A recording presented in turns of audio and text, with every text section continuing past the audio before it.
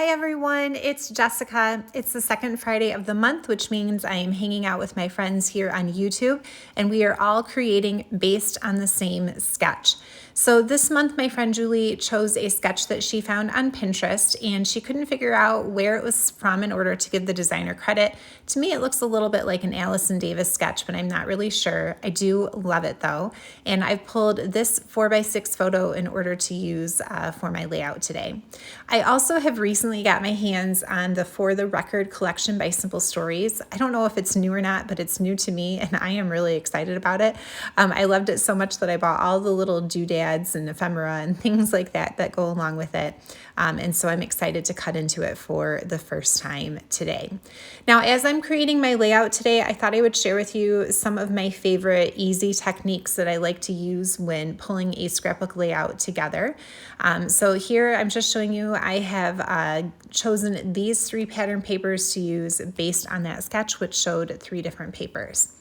So one of the first things that I like to do when I'm creating a layout is if I have a frame, I like to gut out that bottom piece of paper and save it. So you can see I have that sapphire cardstock frame down there, and I saved so much paper that I was able to also cut my photo mat out of that piece of paper I saved from the middle.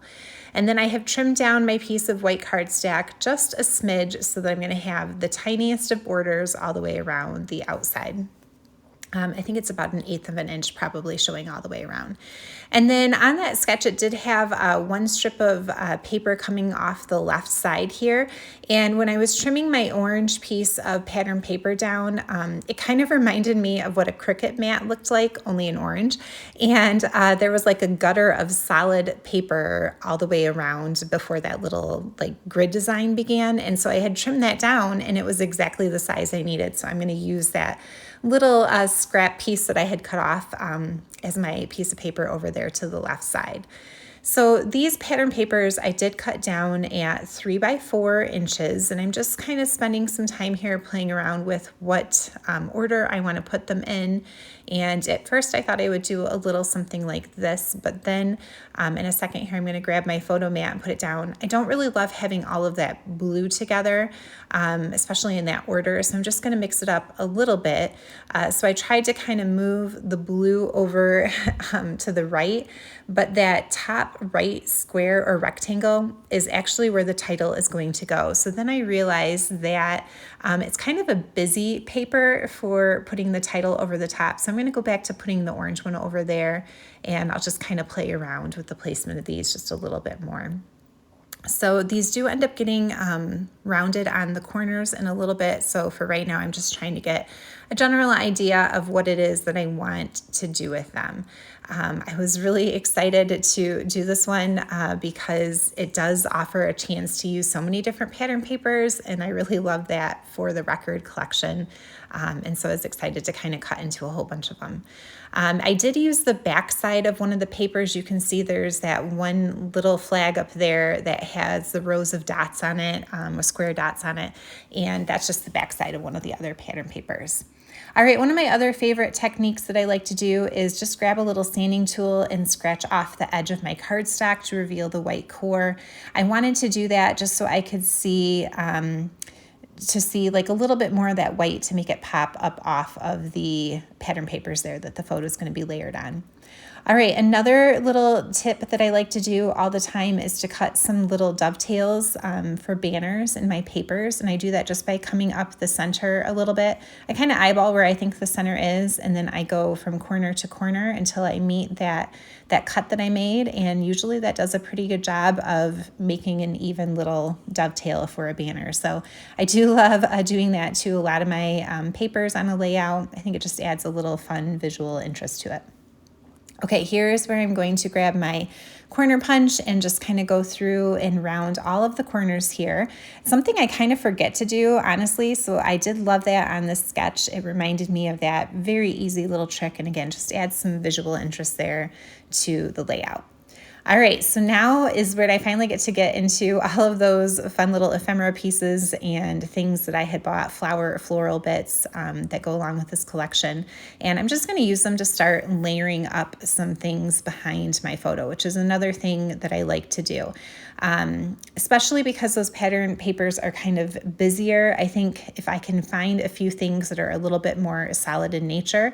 I love this teal minty colored one right here. It just kind of helps to make it stand out a little bit.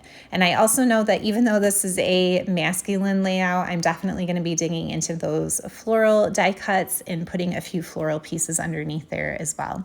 Honestly, I have so many options here. I was like, I don't even know what to do with this. This is like a lot to look at.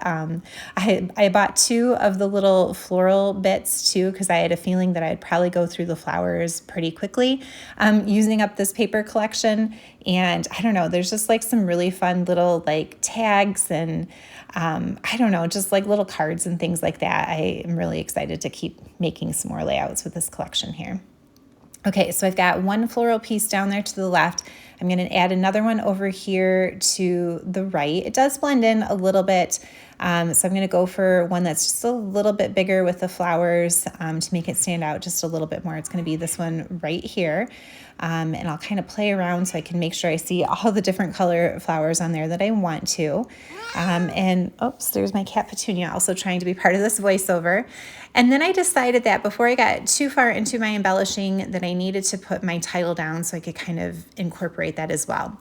So one of the things that I do on pretty much every time I do some die cutting is to stack my die cuts together just to give them a tiny bit of dimension. So here I have cut out my title that's going to say the boys for my alphabet thinlits there. And I have 4 pieces of cardstock thick on that. So as a little fast tip, what I like to do is take 2 pieces of cardstock and glue them together.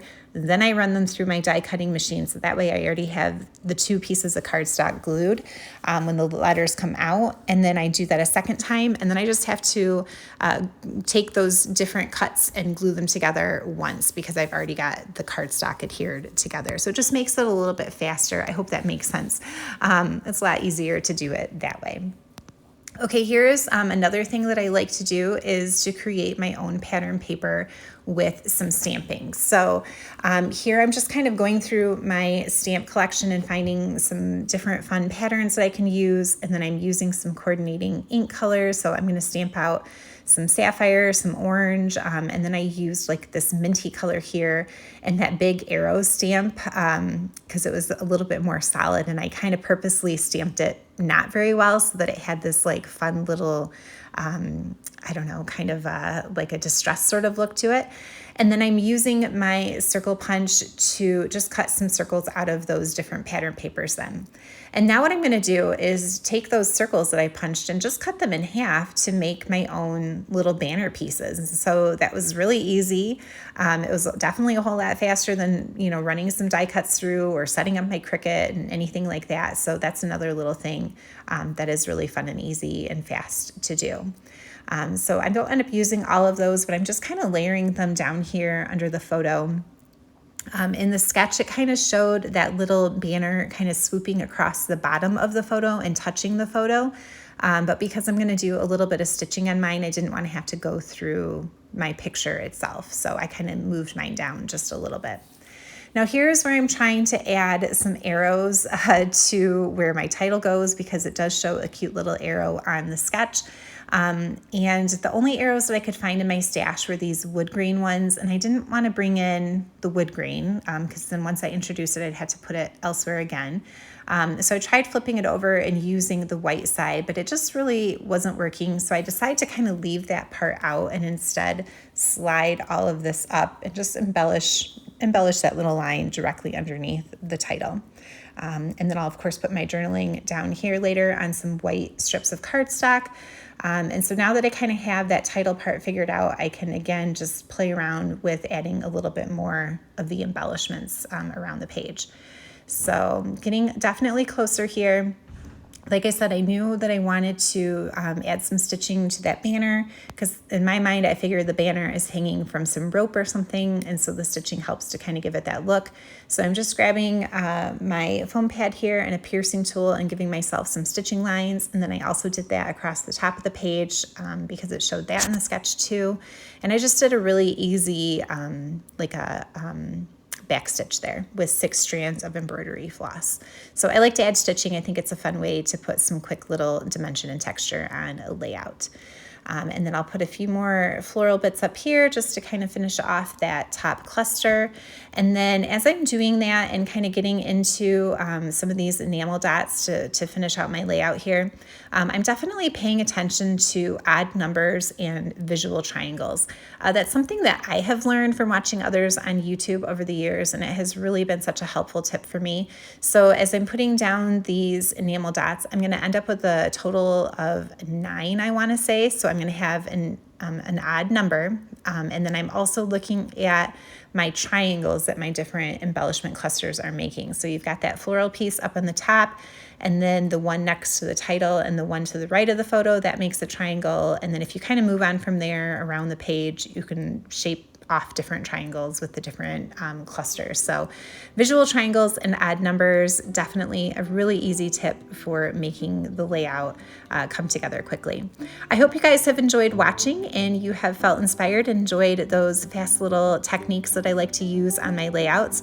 Make sure that you check the link in the description box down below. I'll include the playlist for the other ladies in my friend group here who are also creating based off the same sketch.